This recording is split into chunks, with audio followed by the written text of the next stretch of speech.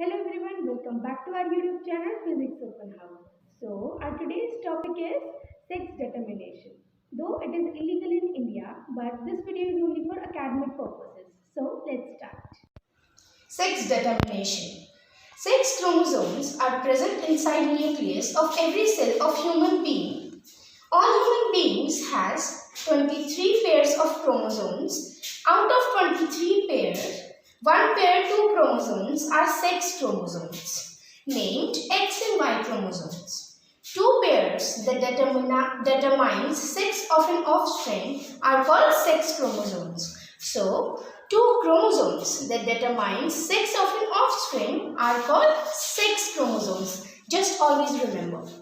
The gametes, sex cells, are not normal body cells. They are called reproductive cells.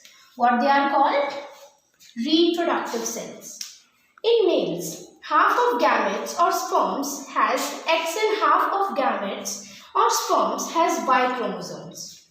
In female, all gametes or all egg cells ova contain X chromosomes.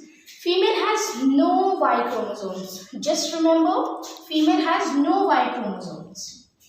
Baby developed from XX combination of sex chromosomes. In zygote is a girl and baby developed from X and Y combination of a sex chromosomes. In zygote is a boy. Thus, there are two types of sex chromosomes, X and Y. First, a female has only X chromosome in all her gametes ova. Second, a male has X as well as Y chromosomes in male gamete sperm. Half male gamete sperms has X chromosomes and half male gametes Y chromosomes. So, just have a look to this box. Boy sperm carrying X fertilized egg carrying X, XY is equal to a boy, and girl sperm carrying X fertilized egg carrying X, so XX is equal to a girl.